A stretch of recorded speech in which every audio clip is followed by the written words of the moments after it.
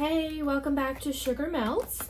So this is going to be part 3 of the file folder journal we've been working on. In part 1, we did our assembly of the journal. In part 2, we decorated each of the pages, decided how to glue it together so that the decoration wouldn't be interrupted by how we formatted it.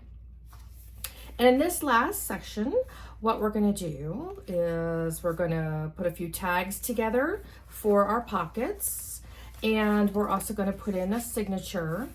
So all I've done while the camera was off is I grabbed a couple pieces of paper, because this journal is 6 by, at the narrowest point, 4.5. That worked great for 8.5 by 11 pieces of paper. I just trimmed them down basically 1/2 inch on each side, I think, and then cut them in 2. So just 2 sheets of paper folded into half. So I've got now 4 sheets of paper in here. That will be 8 pieces once they're sewn in. And then I just inked the edges a little. This is nothing more than copy paper, but it's ivory copy paper, which has worked really well for me in all this. It's really inexpensive, and it's available off of Amazon, and probably if you have like a office supply store near you, they may have the ivory color also. So it's just great for that way. I love coffee dyed paper, but that does take time and can get messy. And this just works just great. You can also coffee dye this paper too, but it's just a real lightweight and fits in here. So we're going to be sewing this in. And then I grabbed a couple of, I think I showed you in the past, I have these index cards that don't have lines. I don't really like lines on my index cards. I've never bought them with lines on them, even when I was in school. So they're just plain, but they're ivory color. So again, that kind of adds to that vintagey, grungy look that we're going for. And yes, and one of them, the pocket is a little narrow because it's only open on the one side. So I trimmed that down a little bit.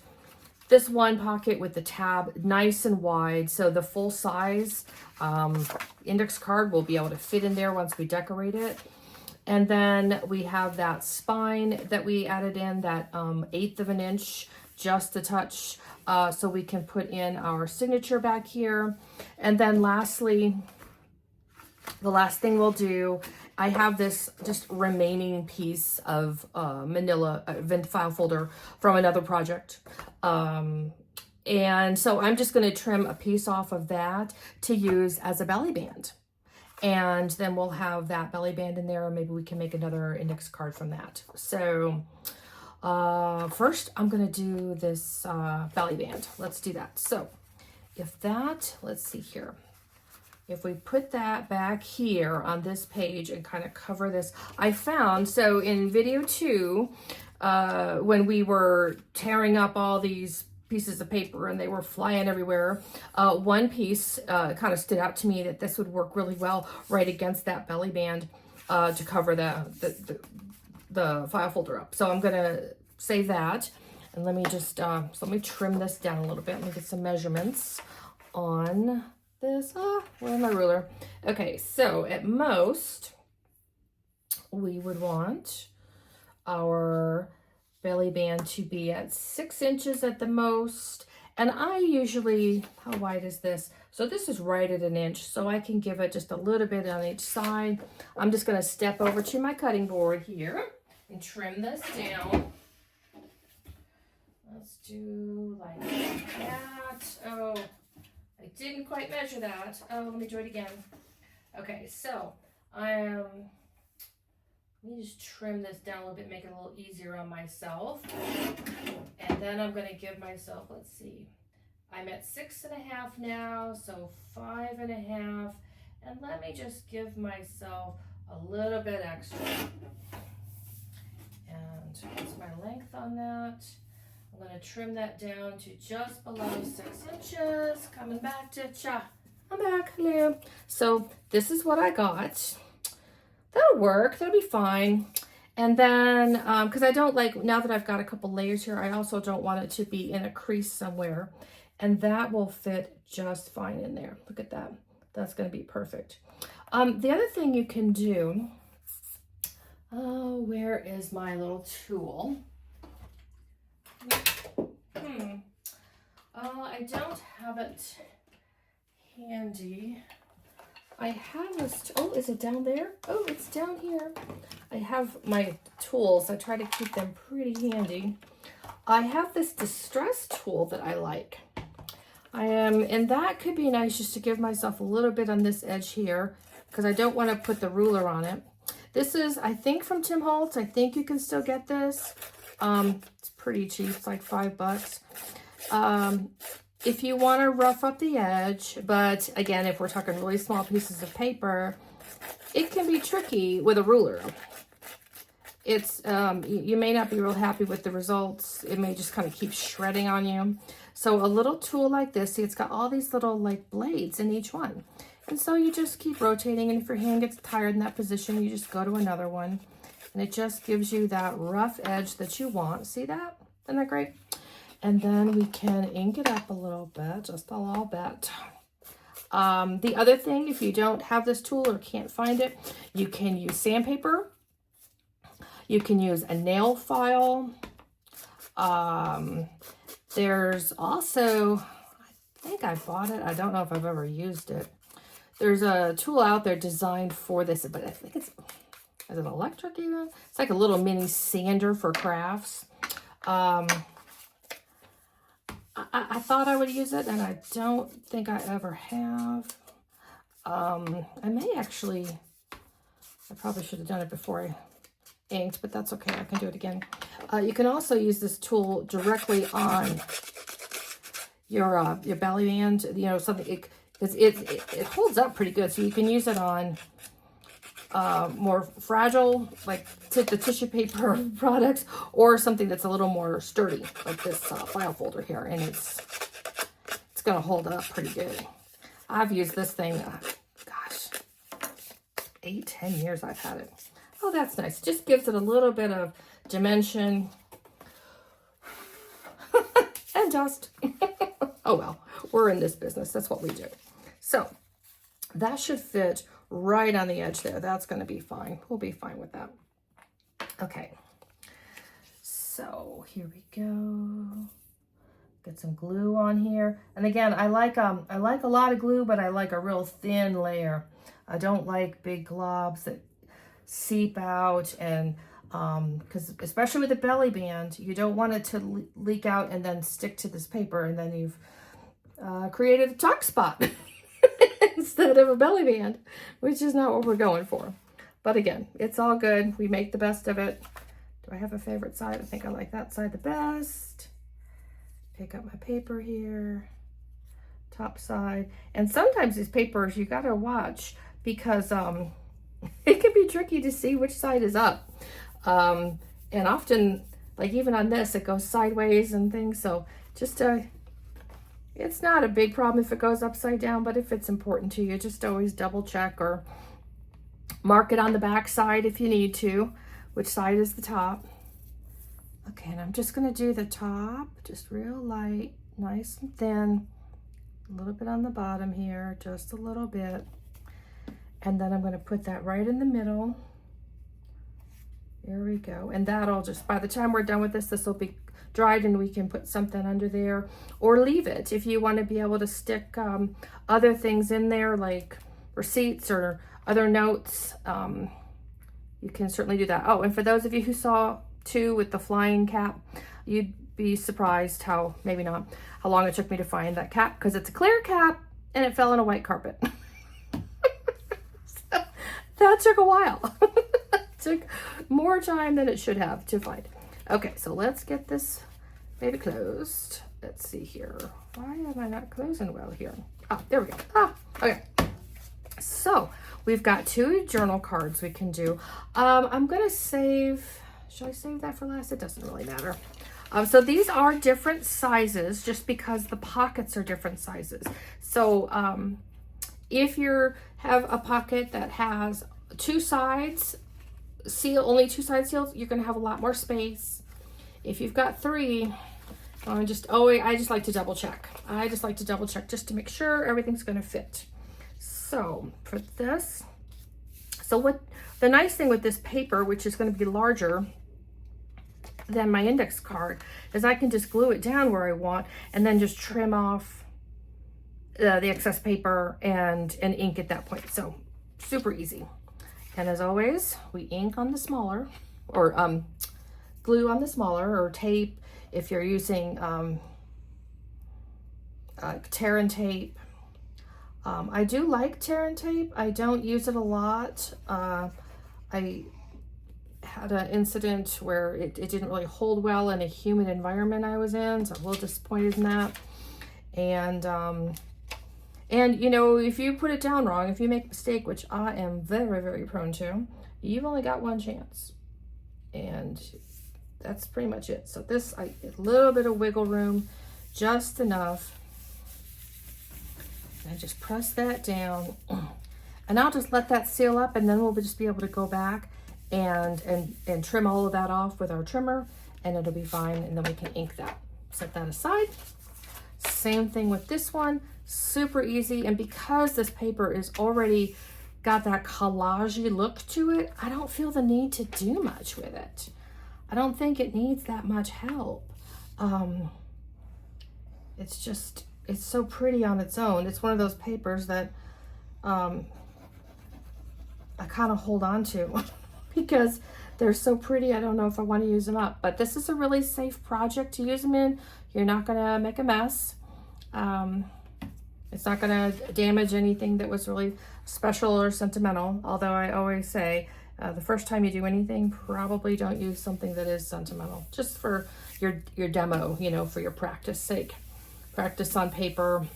We've probably all got some paper that came in a pack and we loved 80% of the pack and maybe a couple sheets we didn't love. So these are great projects. I practice on paper that I don't use or can't figure out how I would use them because they're just not my style. And set that aside there. And so then we can put our signature in and we'll trim those down and woohoo. Okay, so I have this box here. I think I've shown you this before, that I keep all my stuff for signatures in, and I've just acquired things through the years. So I've got my needles, I've got my little pens, I need my awl tool, which is buried down in here. I used to use these big clips. If you're using these on paper that's easily tearing, I would recommend putting another piece of paper on either side, because these can leave little indentions in your paper that you may not want, and they can get pretty tight too. I use these are actually sewing clips, and so they're meant to go on fabric, so lace or whatever. So they're really gentle, really small. I have no idea where I got them, but they work out perfectly for these kind of projects. Okay, so I've got this, I've got that. I want my little ruler too. I do think I'll measure, if I could find it. Oh my gosh, look at all the stuff in here. This is ridiculous. I have a little ruler, and oh, there it is. I love this. This is just perfect. It's what you need for this. And then we want to pick out a color of thread. I've used embossing thread. I don't love it because it can knot up easily when I'm doing this.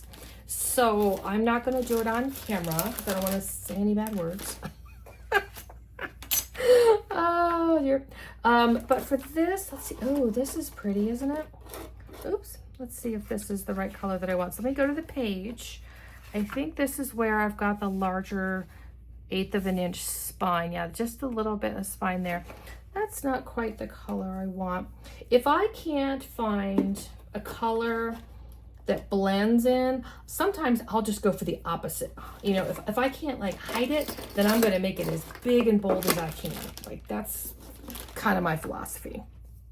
So, ooh, maybe like a charcoal, because there's all this kind of gray going on in the background here. let's see here. Oh yeah, I kind of like that. I'm liking this charcoal thing. And the rule of thumb when doing this, oh, get all this out of the way. If you haven't done a signature before, is you want at least 3 lengths of your signature. Most of us usually go 4, just because.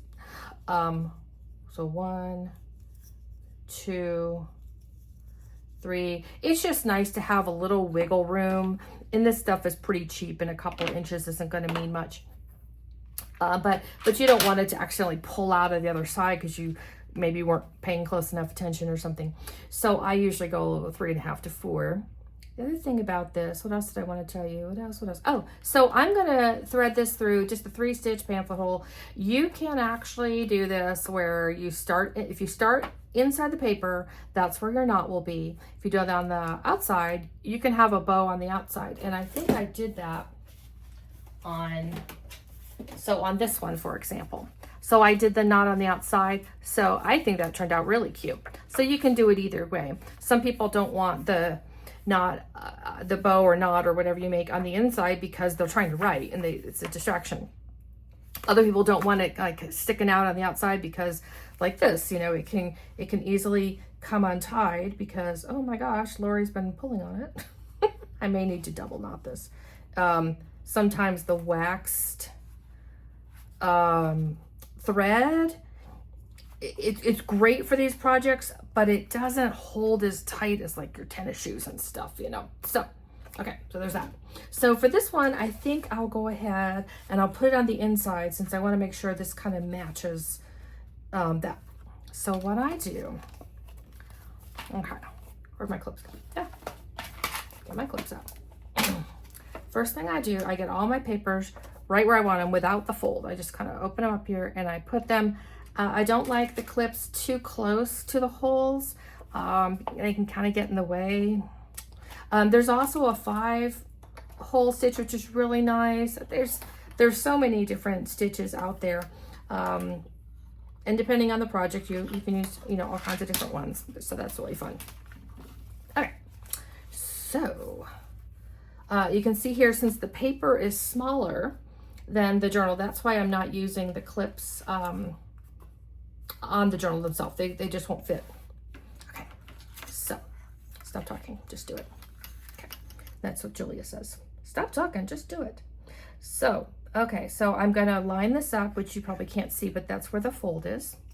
And I'm gonna use my awl tool. So I'm at 5.5. So halfway between 5.5 is gonna be 2 3/4. And of course I've got this weird line thing in here. So 1, 2, 3, 4, 5. So we'll go about right there. That's close enough. Okay, so and I gotta make a nice big hole all the way through because you're gonna be pushing your needle through and the thread. Okay, and then you pick the other 2, and it doesn't really matter where you put it. Just, I like to have them even on both sides. So here I'll do it 1 inch. Okay, and then on the other side, I can just, let's go here, 5.5, so that'll be right about 4.5. Okay. There we go.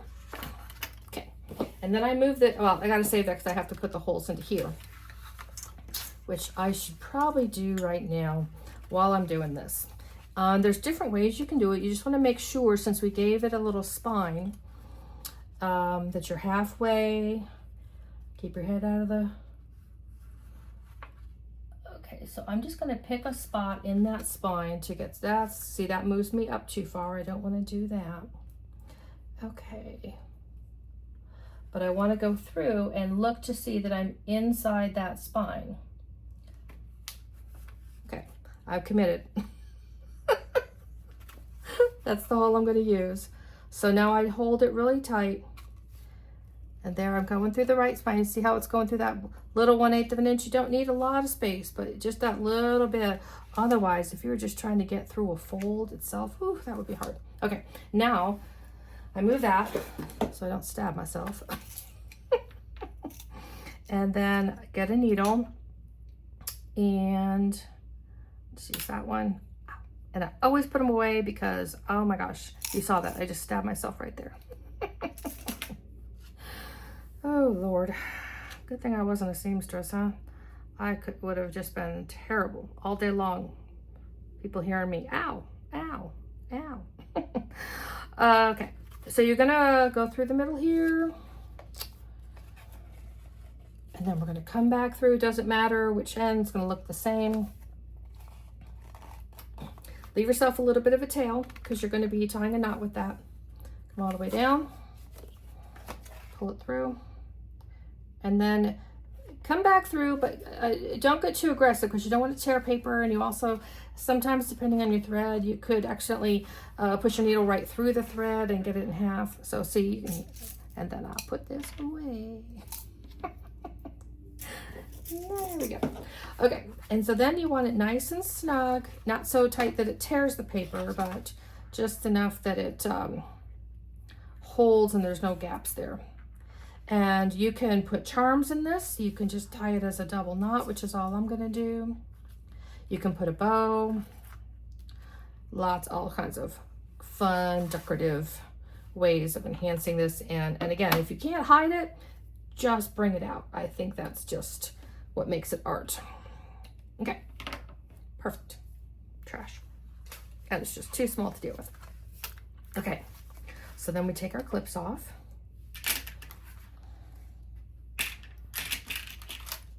Put those away, and see, it was it took two seconds. Super easy. I know people don't like to sew, and I kind of scared of my sewing machine, but this is super easy. Let's get that done. So there's that, and by this point, yeah, see our belly band looks nice and snug there. So then we're just gonna trim off the edge of this, and I'll get my trimmer for that. It's a big honker, so I don't bring it over here too much into the view, but we're running out of time. So here we go. So now I didn't glue this on super straight, so we're gonna go nice and slow. And I may take my little distresser to this too, just to give it a little character. I think I'm gonna do that. I've never done that with a journal card. I always think I'm going to, but I haven't yet. So let's trim this side down just a tear, just a touch there. Good. Okay.